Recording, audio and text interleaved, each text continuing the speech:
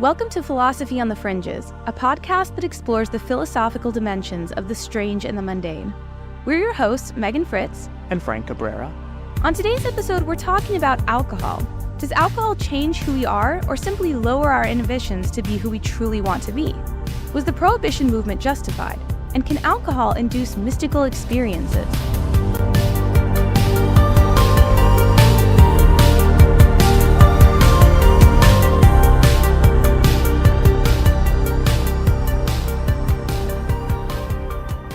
Welcome back to Philosophy on the Fringes. First of all, sorry about the delay. We have had a round of illnesses in our house. I guess it was kind of time for it. Like when you have kids, everyone's sick all the time, but we hadn't been sick all summer. I wasn't sick. Frank actually has still not been sick. Frank never gets sick, which is great because he can care for me and the kid when we're sick. But we were overdue for an illness, and we got it, kind of a double whammy. And we're sick for quite a while, but we're better now. So let's jump into today's content on alcohol. Well, actually, another kind of announcement. Is it an announcement? Well, if people have been on our Twitter, they already know, but maybe they're not. That's true. So it's not an announcement really that affects the podcast, but it's an announcement kind of about the podcast, which is that thanks to this podcast, we have been asked by a company called The Great Courses. I guess the company is now called Wondrium. Yeah. But you may have known it as The Great Courses in previous years. They have asked us to record a video lecture series. Well, they've asked each of us to record a different video lecture series for them.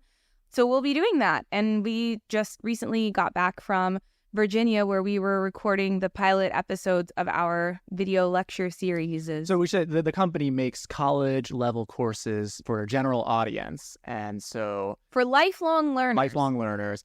And yeah, they discovered us through our podcast. This is not a paid ad, but it's starting to sound like one.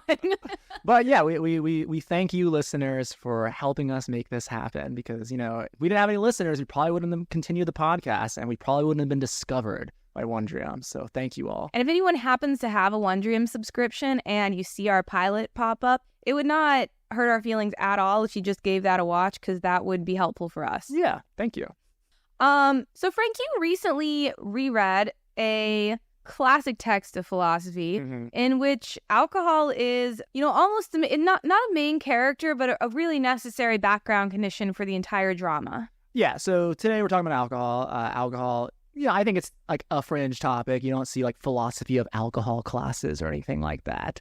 But alcohol does appear from time to time. One place it appears pretty prominently is in Plato's dialogue, the Symposium. So I just read that again recently. It's really, really good. There's a lot of, there's like, compared to other dialogues by Plato, there's a lot of action, right? Like Alcibiades, one of the characters, like barges in at the end, and he's like, you guys aren't drinking enough. We need to drink some more. No more spoilers about the end, though. But anyway, it's really good dialogue. So I guess we should say what a symposium is, right? Because Megan cares a lot about symposia. I do. She wants to bring them back, right? So what is a symposium, Megan? Yeah, so, well, Frank, as you know, Plato's Symposium is probably my favorite dialogue of Plato's, aside from the Republic. I love the Symposium. In this case, Symposium is kind of like, I mean, it is sort of like a drinking party. Yeah, I guess they eat dinner too, but... Yeah, although I'm not sure if that's necessary for it to be a symposium. Maybe little snackies.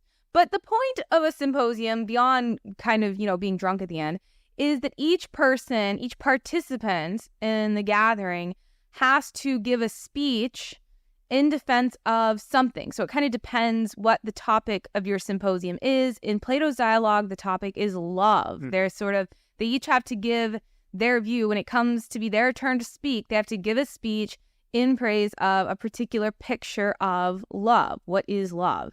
Baby, don't hurt me is not anyone's view in the Symposium.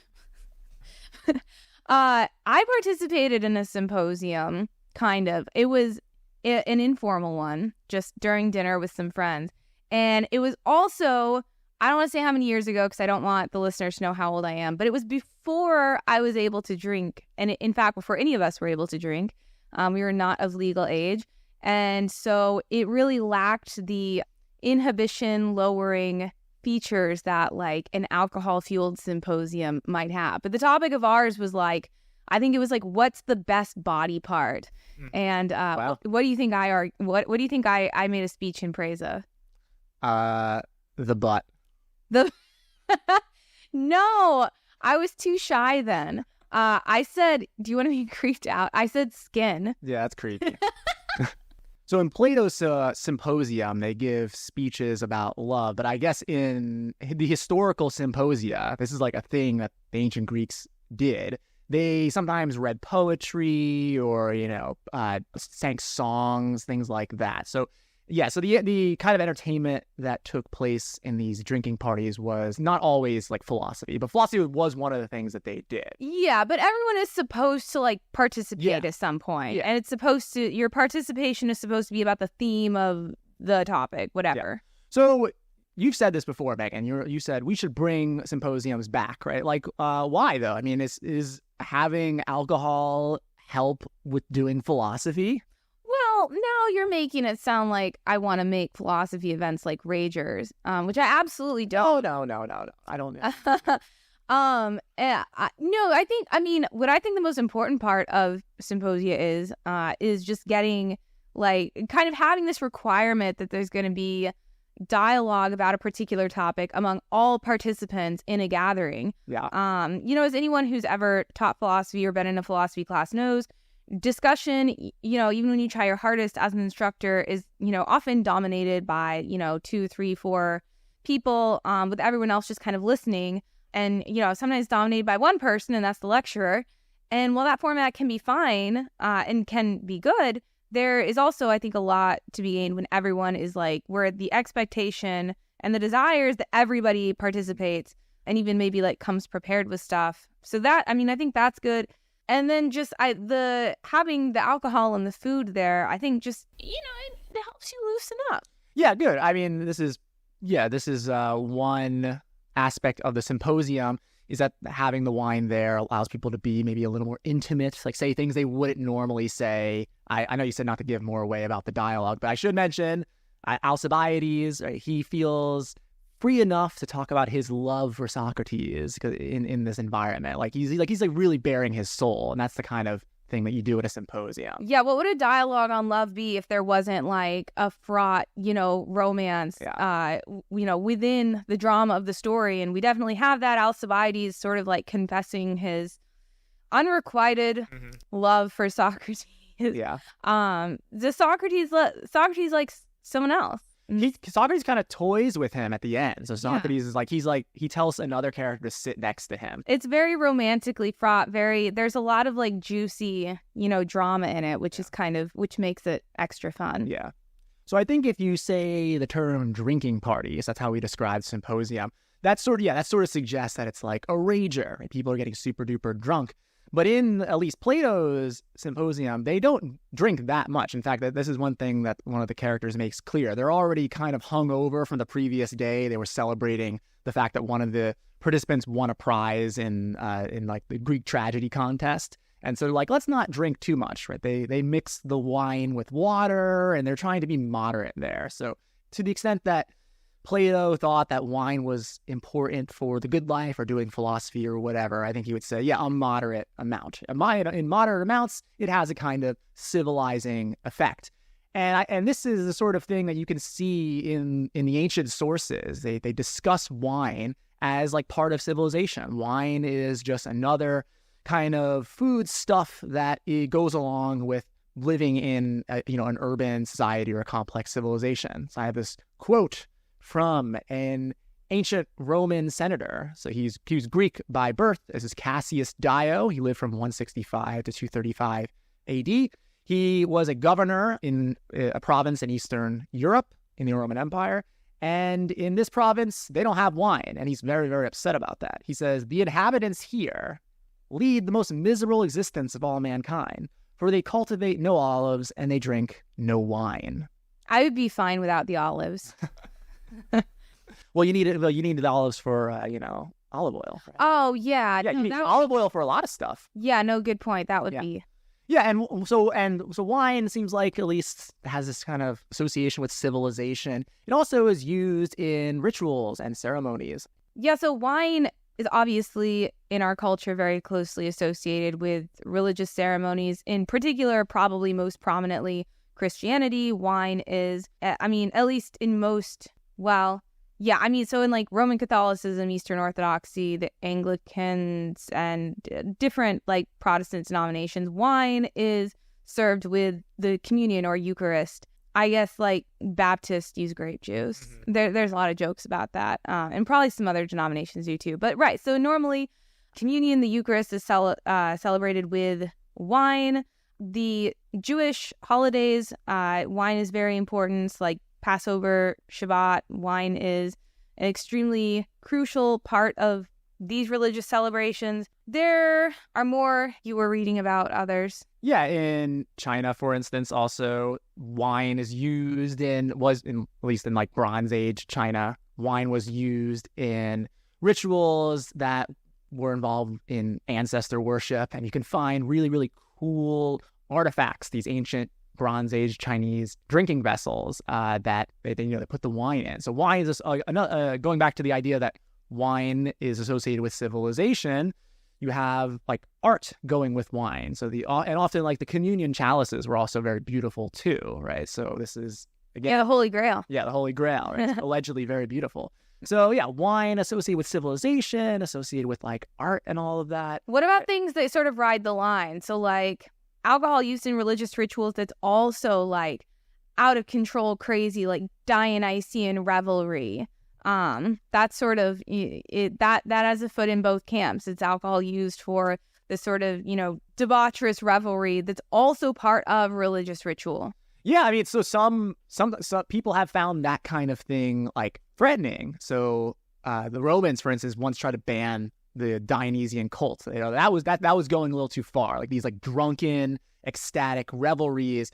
We like our wine in our drinking parties too. The Romans had drinking parties as well. They were called conviviums, right? Convivia, where we get our word convivial.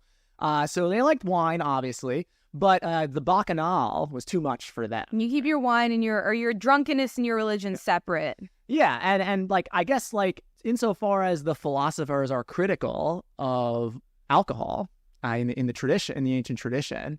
It's because of drunkenness, right? Like, what is Aristotle going to say about drunkenness? That you need to be temperate. That drunkenness, at least if you're drunk, often, or if you're very, very drunk, is a sign of not having the virtue of temperance. Yeah, Aristotle's doctrine of the mean. He's going to say that he's interestingly, he's going to say that failing to drink at all, maybe like failing to enjoy a fine wine, is also kind of a vice, right? Like he's going to call that the vice of insensibility, the vice of deficiency, but certainly overindulgence, like getting drunk all the time, is going to be a vice of excess for Aristotle. And he thinks people are way more prone to that vice. Yeah, he mentions this just for the sake of completeness, right? He's like, yeah, obviously we're more prone to overindulgence. I guess it's possible to be so insensitive to the finer things in life that you would fail to enjoy even a nice wine, and that would be bad too. The virtuous person enjoys the nice wine. That'd be like an aesthetic deficiency or something like that. Yeah. And the Romans, too, the Roman Stoics, they valued self-control, self-mastery. What happens when you get drunk? You lose your self-control. You lose your reason, right? Kant's going to say something similar. Immanuel Kant's going to say... So I was going to bring up Kant because this is actually kind of... So we love to talk about Immanuel Kant on this podcast. Yes, of course. Every episode. If you're just tuning in for the first time... Immanuel Kant was a German, a Prussian philosopher. But Kant's moral theory is based around a principle that basically amounts to don't treat any rational person as a mere means to your ends. And that includes yourself. Yeah. You're not allowed to treat yourself as a means to an end, as a mere means to an end. You have to treat yourself like the rational, infinitely valuable thing that you are. So I wonder for Kant if like getting drunk or inebriated at all, that's like always prohibited? Is that going to be prohibited all the time? Yeah, I'm not sure exactly what Kant says. My guess is that given that Kant thought like masturbation involved treating yourself as a mere means, right? Yeah. I think he's probably gonna say the same thing about drunkenness, right? That one seems more mere meansy to me than drunkenness, because there might be like, you know, you might think, well, I value myself, you know, as an infinitely valuable, rational being, and that's consistent with being inebriated for celebration, because like it's like an appropriate way to celebrate something. I'm not sure what tale one could spin about masturbation that would. I mean, maybe you could, who knows, but I do struggle to see how Kant could say that, I don't know, celebratory drinking was like ever okay. Yeah, I guess we could just look that up later. What did Kant have to say about alcohol? I'm sure he had some opinion on that. But on its surface, given that he values like rational nature, and in other instances, he says, you know, disrespecting your rational nature is bad. Insofar as alcohol, like drunkenness, undermines your rationality, he's not going to like it.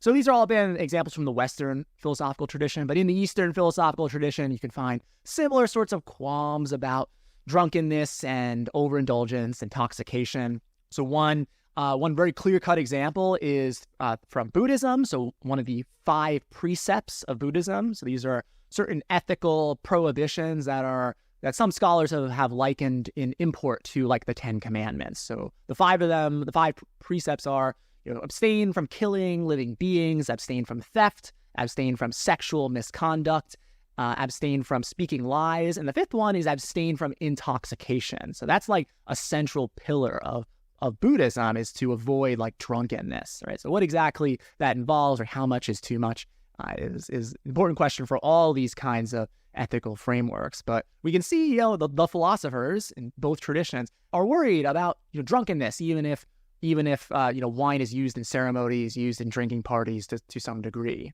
Yeah. So I mean, one thing that, you know, stands out in all of these questions about, oh, you know, drinking yes, drinking no, is that like drunkenness is like this gradient sort of thing. You know, it's not like you're sober and then you're drunk, and those are just like the 2 states you can be in. There are various states of inebriation, from like completely and utterly sober to like blackout drunk, and everything in between.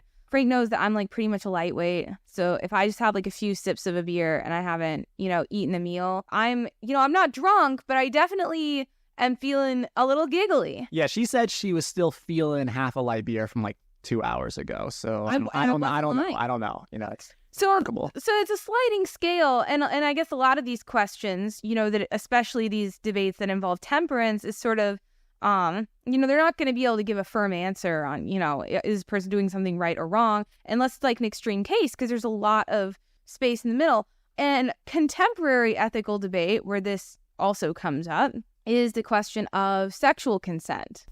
Because so the standard line is, well, if someone's drunk and you know that, and so their inhibitions are lowered, and you use that knowledge to have sex with them because you want to do that, that involves a violation of consent and is, you know, therefore impermissible, maybe even like, you know, assault.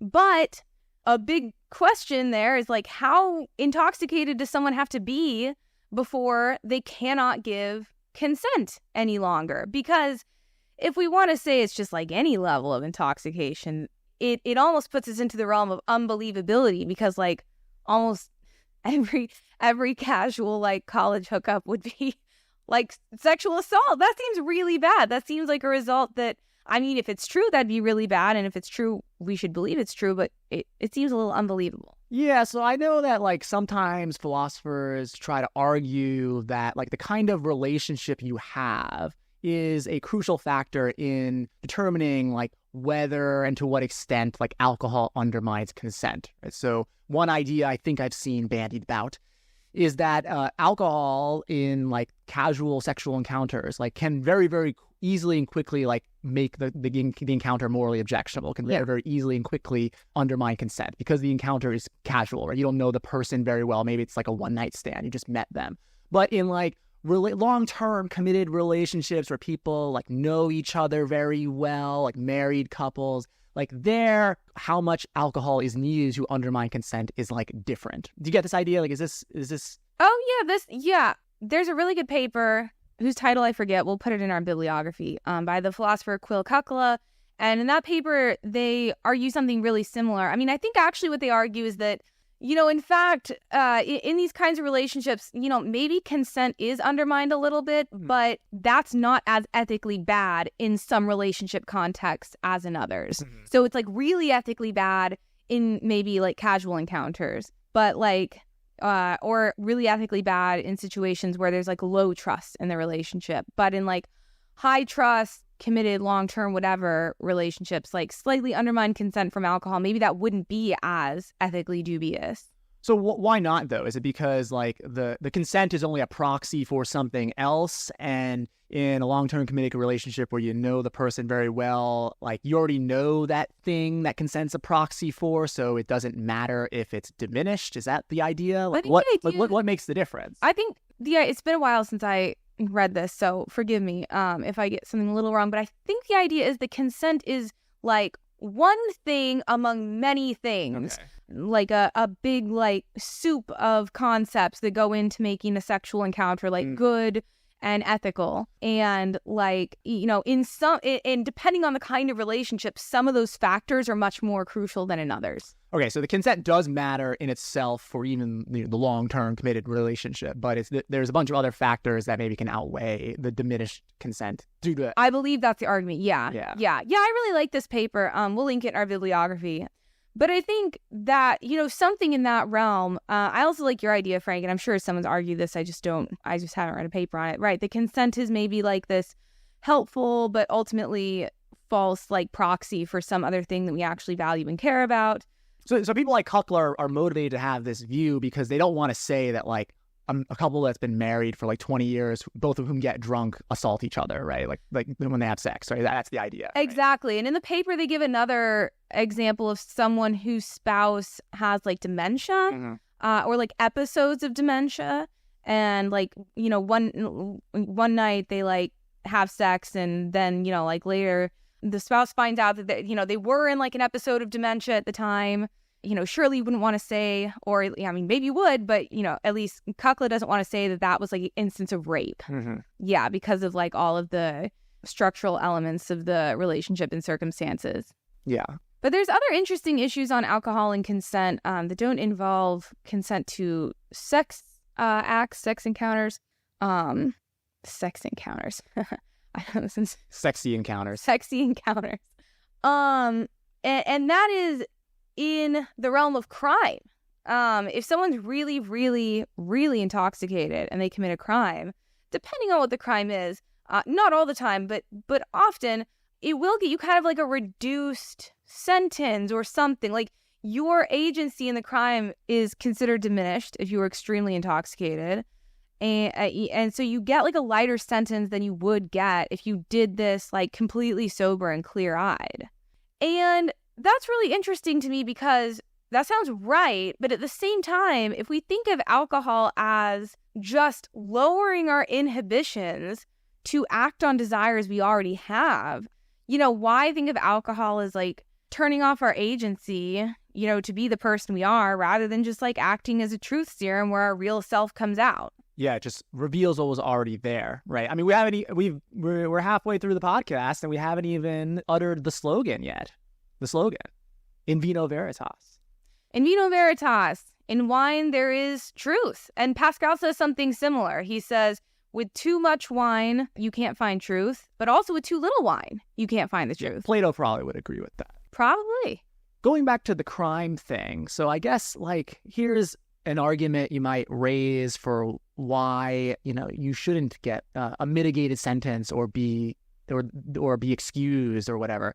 It's because, like, you knowingly and intentionally chose to drink the wine with full knowledge that what it could lead to. Like, we're not born yesterday. We know when people drink a lot, sometimes they get violent. Even people who are normally not violent when they're sober, like, get that way. I am just really, really happy and I yell a lot. Sometimes I yell too much in Megan's ear because I think she can't hear me.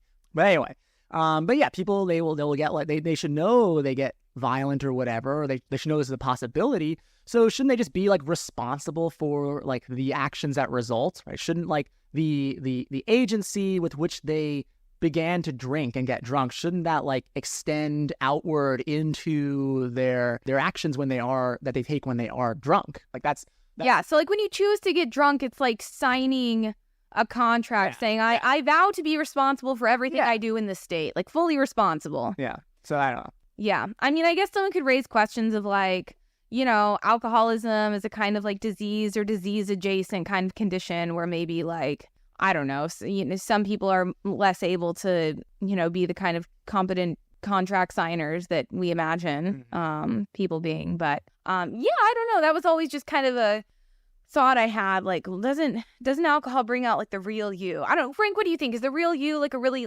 loud, yelly person? No. I'm just not aware that it's so often like when, you know, we are drinking, we're in a bar or something. I'm just not aware that, you know, you can't hear me. Like, I'm not aware that, you know, I don't need to talk that loud or something like that. I don't think the real me is a very loud person or anything like that. So maybe alcohol does, you know, in addition to lowering our inhibitions or like, I don't know, showing us some secret truths, maybe too much alcohol goes beyond that and kind of, I don't know, turns us into a different person. A monster. Drunk Frank. That really loud guy.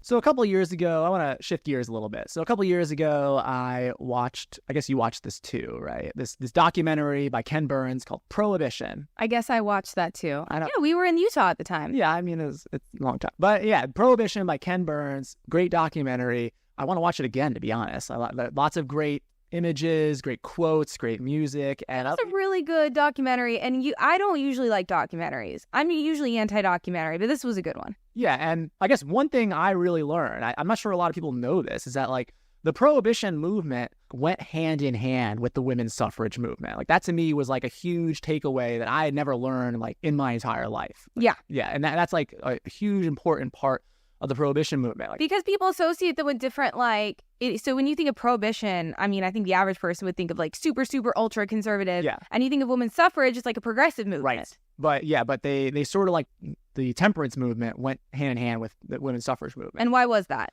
Well, I guess it's because the women were upset with the men for being drunkenly abusive and wasting all their money on alcohol and, you know, coming home and, you know. And this was at a time when women didn't have any kind of like rights of property ownership or ability to like have a bank account, you know, ability to have like custody of children or anything. So they didn't have any ways of getting away from these men who were just coming home super drunk and beating them and, you know, losing all their money. So they were like, hey, we should do something about this. Yes, I think, going back to what you said before, I think people think of Prohibition in America as this kind of like weird failed experiment, right? Like the government tried to overstep its bounds, tried to legislate away people's desire to like be happy and, you know, enjoy a nice drink. And it led to a lot of crime. It led to the mob and all bootleggers. And it was a big mistake. Right? Yeah. A big thumbs down for moralism. Yeah. But Megan, you, I don't want to say you're pro-Prohibition, right? Because you just had your half of a light beer. I'm putting the pro in Prohibition. But, you know, you want to raise the possibility that, you know, we should talk about this again, right? Like you want to play devil's advocate for Prohibition, right? So what's your argument here? Like, why should we take Prohibition more seriously?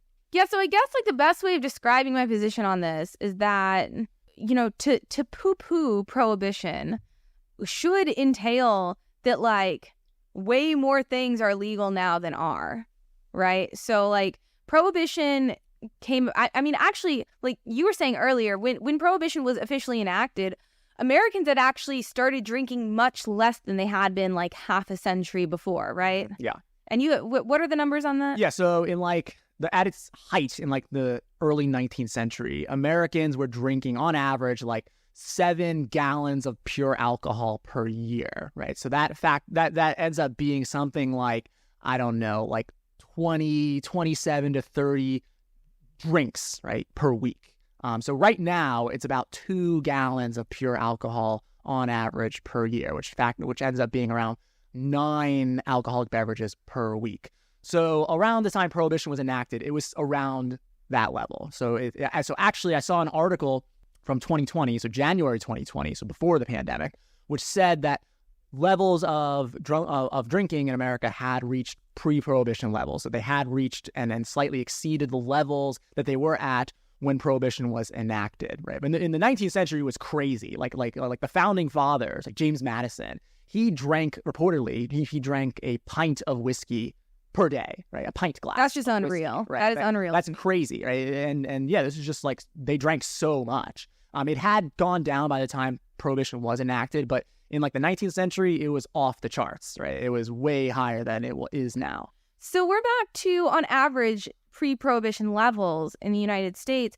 But when Prohibition was enacted, there was a lot of health concerns arising from the amount that people drank, which, again, on average was the same as the average today, but the distribution was different. Mm-hmm. So right now, most people don't drink as much as any given person did pre-Prohibition. Yeah. Right? Right. So there's some interesting statistics when it comes to the distribution, right? So 10%, the top 10% of drinkers right now in the United States, they drink 10 drinks per day, and they consume 50% of all the alcohol consumed in the United States. Right? That is insane, right? 50% of all the alcohol consumed in the United States is consumed by 10% of the drinkers. So for any given person today, they probably still drink much less than someone did right before Prohibition. So all this drinking that people were doing pre-Prohibition was leading to a lot of health problems. Liver cirrhosis incidences were like off the charts.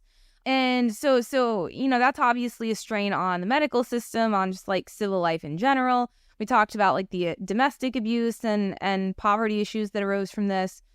Gambling, I think, was a big thing too, arising from people just kind of being constantly drunk. And so Prohibition went on into effect for that reason and other reasons. So, I mean, when you think about the background conditions, it's a little bit understandable. Even if you think, well, it was a bad move, ultimately, it's kind of understandable why they might want to, prohibit alcohol, given the sort of bleak situation that we found ourselves in.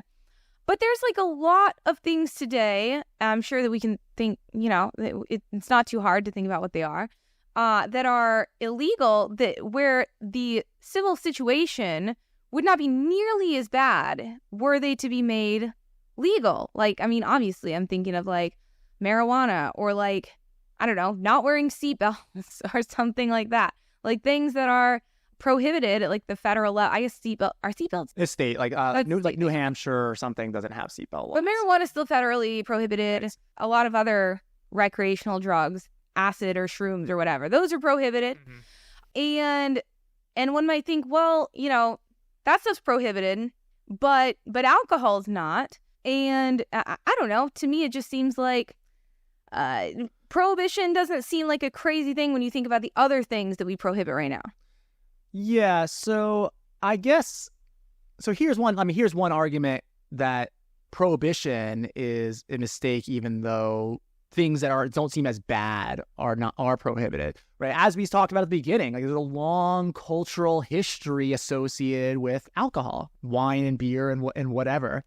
Maybe there's not a long cultural history associated with like Four Loko or something like that. But wine and beer and all of that. That's not just sort of a thing people do to like feel good, right? There's like cultural and social norms and all that stuff associated. Now, alcohol was still allowed for religious ceremonies during Prohibition, I think, right? At least there were some exceptions, right? Yeah, I think it was allowed for like medical reasons too. So that's why a lot of people got prescriptions for like whiskey and stuff. But anyway, I need my medical booze. I got my medical booze card. But one way to argue that it's not inconsistent or whatever is to say, well, look, there isn't this kind of long cultural social history associated with cocaine or something like that, or so even if they're not as bad or they're as bad as alcohol, there's some kind of relevant difference maybe. So there's some like goods that sufficiently outweigh the bad. Yeah, and they're entirely historically contingent. Yeah, sure. Right. Like we can imagine a possible world where like a lot of social, cultural things spring up around opioids or something like that. But they haven't. So it's not as big of a deal. Yeah, I agree. I guess my perspective is just like the answer to, whether assuming that we think the things that are prohibited now ought to be prohibited. It's kind of an open question whether then, alcohol prohibition was good or not. It's not obvious that was really misguided. It's kind of this open question and does involve maybe a really complicated weighing of Yeah, I mean, I agree with you. After like watching the Ken Burns documentary, like I totally get it why they wanted to ban alcohol. Yeah, it seemed really like chaotic. Yeah. I mean, certainly things got chaotic also after, moonshiners started moonshining or whatever. Mm-hmm. A lot of crime networks sprung up from that. Yeah, like murders happened like almost immediately after Prohibition was enacted. Like literally, like bootleggers like killed each other like immediately. But that happens with I mean, obviously that, the war on drugs. That's a thing now. Yeah. So while I'm not pro-prohibition, I'm not I don't think it's obvious that like the prohibition was like really misguided or something like that. I don't know. All right, so shifting gears a little bit, we talked a lot about the ethics and political elements of alcohol. Let's shift to like the aesthetic angle. So there are a few books discussing wine and philosophy, and a lot of this discussion in these books is about the aesthetics of it, right? So for instance, wine tasting, like what's the deal with all those like weird adjectives that people assign to wines? Like they take a glass of wine, they sniff it, and they say, oh yes, I'm getting notes of pineapple and black peppercorn, and you know what, this just strikes me as quite a masculine wine. It's a bit closed, but I think with a bit of time, aging will open up. Like what's going on there when people describe wines in this sort of way? Is this just all projection? Is there something in the wine that grounds these sorts of tastes, right? So there's questions like that. Like, is wine tasting, is like the evaluation of wines, is that objective or subjective? People discuss the objectivity and subjectivity of art all the time. You can think of wine as a kind of aesthetic object, and we can raise the question, like, is there something objectively good about the $300 bottle? Is it objectively better than the $2 Chuck? I guess with inflation, it's like a $4 Chuck now. But still, I think it's $3. Oh, is it? Okay. Yeah. But yeah, is there something better, like objectively, about that wine, or is it just sort of like snobbery? Is it all just sort of like the elites liking what they like? Like how is there any there? Does this only happen with wine? Is there not any other alcohol that has like the extent of like I don't know, like douchey descriptions of them? I think. With the craft beer movement, maybe it's headed a little toward that direction. Although I feel like things have quieted down a little recently. But I don't know. I've been a milkshake Worcestershire craft IPA. Yeah, I guess we haven't mentioned at all yet that I used to be a bartender. So in grad school, I was a bartender for about like a year and a half. Are we going to tell our beer story? What's our beer story? So before Frank and I started dating, the only relationship we had with each other was just like passing each other in the hallways in like the department in grad school, and just me like giving him absolute crap all the time whenever I had the chance, like on Facebook. And one day he posted something on Facebook that was like, and again, this was before we hung out, like we never talked in person, but he posted like, Happy International IPA Day. Yeah, this was at a time when like everything was an IPA. And like a fancy, like stupid IPA flavor. And you were also really into IPAs at the time. Yeah. And I don't remember what I commented. I think I just said something like, that's a shame or something like that. Oh, yeah. And then I responded with the middle finger emoji. Yeah, no. That was the beginning of our happy relationship. Yeah, but this wasn't like a cute, like flirty, like no, I was mad. Disliked each other. I really didn't like her. Yeah, and That's rude. And part of it was that you seemed like really into these kind of like ridiculous. I wasn't that into it. I just was trying to be nice. But that movement's like over. No one really cares about that anymore. I when I see IPAs in the store now, they're like hazy IPAs, like citrusy IPAs, like IPAs that don't taste as bitter as the IPAs from like 5 years ago. Descriptions that make sense of a beer, which probably looks hazy and has citrus in it. Yeah.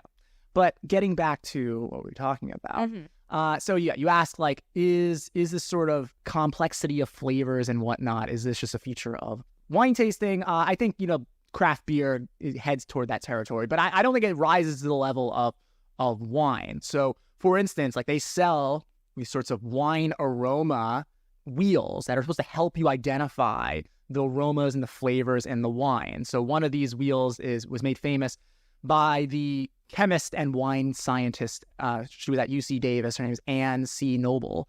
And she made a wheel based on her research, supposed to help you figure out like what is going on in your wine. And yeah, let me read you some of these sorts of possibilities that she allows for wines.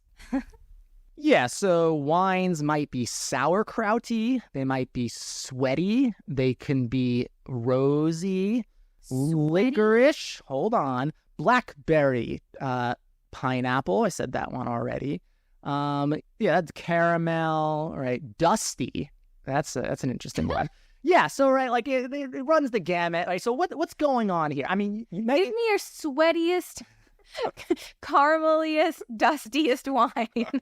So Maggie, you like wine more than I do. I was never really that into wine. I think I can appreciate like a decent bottle of wine. I think I can tell the difference between like a $2 chuck and like a $20 bottle, but beyond that, it's beyond me. Mm-hmm. But like, I don't know, what you have probably thought a little bit more about wine than I have when you drink it. So, I mean, is your experience of drinking wine like this complex? No.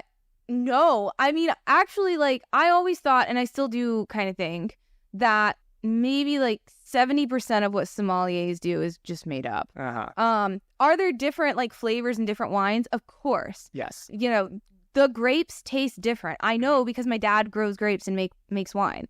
Not only do the grapes taste different, some years you get a good harvest and some you don't. And if you get a bad harvest, your wine's just gonna be a little bit sour, no matter how much you like dope it up with like sugars and flavorings and stuff like that. So if you want a good wine, you need to check how the grape harvest was that year. And you should know how the different grapes taste in the wines. But if you like know that you like, I don't know, like a particular kind of, a Cabernet grape, and you know that it was a good harvest that year, you're probably going to like what you're drinking, it seems to me, who's not a sommelier, whether it's like a $12 bottle or like a $200 bottle. I mean, I don't know. Does that sound right to you? What does sweaty mean? Does she go? So there's like main categories. So like here are the main categories: fruity, spicy, floral. So sweaty falls under microbiological and then lactic, and then it's sweaty. So like main genus microbiological, subgenus lactic, and then the species therein are sauerkraut, sweaty, and yogurt. So I don't know about what's going on. Oh my God, that sounds like a bad wine. It doesn't. I don't want to drink a sweaty wine. Yeah. But like, I don't know, have you ever had like a licoricey wine or a black pepper wine or a clove wine? Yeah, I mean, I can see where that. So I associate like Australian wines being more peppery, I guess. Yeah. And then like, obviously like Merlot is a super dark wine. A lot of people don't like Merlot. I might like describe it as sort of like smoky. So I guess, yeah, I can identify flavors like that. Sometimes you can get like a aftertaste of something that tastes like vanilla-y. Yeah. Or something like that. So it seems to you that there's something to this, right? Like so like, especially in some cases, like vanilla, for instance. Mm-hmm. There's an objective like chemical reason why some wines taste vanilla-y. So if the wine is oaked, the literal chemical that gives us the vanilla taste is in the oak, right, and that's imparted to the wine. Yeah. So there's some like chemical basis for some of these judgments. So too with buttery. So I recently learned this. This was interesting. So sometimes people just describe Chardonnays as buttery. Maybe that's why you don't like Chardonnays. Oh yeah, I hate them. But the fermenting process can lead to a chemical called diacetyl, which is also the chemical used in artificial butter flavoring. So there is some like chemical reason for some of these judgments. But yeah, I guess you want to say that maybe some of it is more interpretive or projective. A masculine wine. Unless there are like super tasters out there. Maybe there are like super tasters who can like experience more taste than the average person. And I think I've seen like a lot of times, even like super experts, like, level 10 sommeliers or whatever, like black belt sommeliers, under like certain conditions that aren't what they're used to like tasting in, they do a really bad job. Yeah, this is one interesting area to explore the empirical research on wine tasting. So there is a journal called the Journal of Wine Economics. And one thing people want to know is like, when you do blind taste tests, do the experts perform well? Like, can they tell the difference between a $4 chuck or a $3 chuck and a $300 bottle? And here, the evidence is kind of ambiguous. So there have been some studies that seem to suggest that it's all nonsense. I saw some people responding to that, saying, well, hold on, it's not as bad as it looks. There are things that the people trained in tasting wine can do better. They do, on average, they do prefer more expensive bottles. So I'll link to some of that research. But yeah, it is kind of up in the air. I think people's intuitive inclination who don't drink a lot of wine, they're inclined to think that it's just like nonsense, that it's just bullshit. I don't know, because I think like people want, especially people who are, who enjoy fine dining, they want to think that they're having like this super curated culinary experience. And having like a person come up and tell you that like the microbiological notes in your wine go perfectly, they hit the divine high note with your sirloin steak or whatever. That kind, just like thinking that. I guess I'm thinking of like the Coors Light drinker. Like that guy doesn't take wine tasting seriously. But okay, so I know that my dad's going to be listening to this at some point. So I just have to say, when he like goes to a restaurant, he's like, I'm really going to enjoy myself.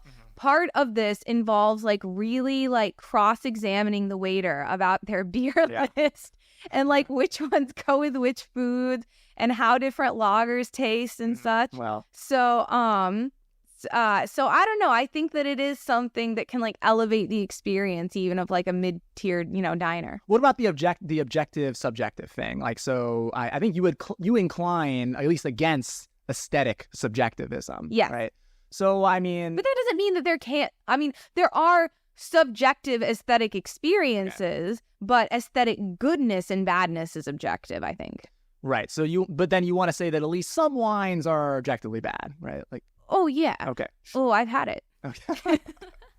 Didn't mean I didn't drink it, but it was bad. I believe they call that cooking wine.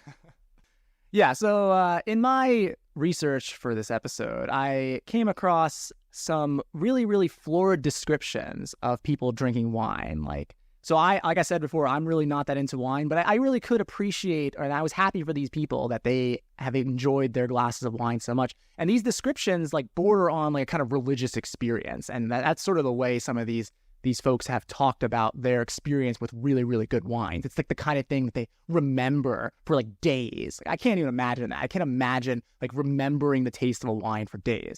But that's the way they describe it. Describe it as kind of like almost religious or mystical experience. And this got me thinking, it'd be interesting to think a little bit more about like mysticism and whatnot. And one philosopher who has discussed this at length is the philosopher and psychologist William James. So in his Varieties of Religious Experience, this series of lectures that given around 1900, 1901, 1902, he has 2 chapters on mysticism. And he says something like quite interesting about alcohol in this chapter. So aside from his interesting definition of a mystical experience, he says that it involves like something ineffable, hard to describe in words. He does mention alcohol, and he says, quote, "The sway of alcohol over mankind is unquestionably due to its power to stimulate the mystical faculties of human nature, usually crushed to earth by the cold facts and dry criticisms of the sober hour. Sobriety diminishes, discriminates, and says no. Drunkenness expands, unites, and says yes. It makes him, for the moment, one with the truth. The drunken consciousness is one bit of the mystic consciousness." Woof. What do you think, Megan? I mean, it certainly does make you say yes to a lot of things you wouldn't say yes to when sober. I kind of like I think that James is doing a little bit of like, he is. He's doing a little bit of psychoanalysis here, trying to kind of like uncover what's really going on. I don't think most people would describe their experience being drunk, at least most of the time, as like a mystical experience. They probably report feeling happier. And in fact, there's been studies recently that have shown that alcohol acts like an antidepressant and sort of like routing blood away from like the part of the brain that focuses on the self. Mm-hmm. So like that, like, oh, we're all like friends. We're all one. We're all unified. Like that part of the brain, alcohol like reroutes blood to that part of the brain. So it kind of works like an antidepressant, which unfortunately is why a lot of people who struggle with depression fall into alcoholism more easily. But I like the redescription of it as like, actually, this is a mystical experience. This is like the kind of experience one has when like uniting with like the divine. Yeah, so James does consider the mystical experience as like on a spectrum. So he says you get the inkling of the mystical experience when like a maxim, like some kind of like moral maxim or truth about the universe, like just like strikes you as true. or maybe when you're walking in the forest and you sort of forget who you are. Like this is all on a scale, and I think alcohol consumption is like after that. The intoxicant he talks the most about in this chapter is nitrous oxide, laughing gas. Yeah. And he says, people who I have known that have done this have had a lot of mystical experiences, and yeah, they have described their experiences as trending toward this kind of unity or monism, like the diminishment of the self. You were super into reading about dudes who like to do nitrous oxide in like the late. Oh yeah, it was a couple years ago. Yeah, Humphrey Davy. Yeah, my favorite, my favorite 19th century chemist. He was really into Michael Faraday. He did that? No, he didn't. No, he was a very devout man. Yeah. He did not do that. Okay. But Humphrey Davy, yeah, he did that. Yeah. But anyway, yeah. But one thing that William James mentions, and I think this is something we could talk about a lot more, and maybe we'll save this discussion for like another episode, is he mentions that the source of the mystical experience doesn't matter. Or at least he talks as though it doesn't matter. James thinks that if nitrous oxide induces the mystical experience, like that's just as good as inducing the mystical experience through meditation or through prayer or anything like that. It's the mystical experience is the mystical experience, and that's all. Yeah, and who I'm thinking of who had like really similar things to say. Half a century later, Aldous Huxley wrote his really well-known work, The Doors of Perception, which he wrote about his mystical experiences on LSD. And he says something really similar, that these sorts of experiences are dismissed because, they're caused by people being on LSD. But he's like, that's kind of to put the cart before the horse in terms of explanation. Like, why should that make us take what we're experiencing as less real? Why not think that this happens to be something that makes us see things more truly for what they are? We could do a whole episode on mysticism. Maybe we will. We should come back to this. We probably will. Yeah. So we'll save a lot of this because we're pretty close to being out of time. But yeah, we're close out of time. I think we should end with a quote and a drink to celebrate. We should tell our listeners that we are having a drink kind of, in the spirit of the episode. Yeah. We're having a small pour of whiskey right now. Notes of pineapple, notes. I was going to say, what are the notes? Notes about caramel, toffee. Mm-hmm. Yeah, great stuff. I think I'm getting this is a dusty whiskey because it's been sitting way down there on that bottom shelf because it's Evan Williams. So let's take a drink and end with a quote. All right, this is a quote from the English traveler Frederick Marryat in his A Diary in America, published in 1837. He writes the following about Americans. I am sure the Americans can fix nothing without a drink. If you meet, you drink. If you part, you drink. If you make acquaintance, you drink. If you close a bargain, you drink. They quarrel in their drink, and they make it up with a drink. They drink because it is hot. They drink because it is cold. If successful in elections, they drink and rejoice. If not, they drink and swear. They begin to drink early in the morning. They leave off late at night. They commence it early in life. And they continue it until they soon drop into the grave. Cheers. Yikes. Cheers. All right, well, that's all the time we have for this episode. All the time and more. But join us for the next episode, episode 11, where we will be talking about alchemy.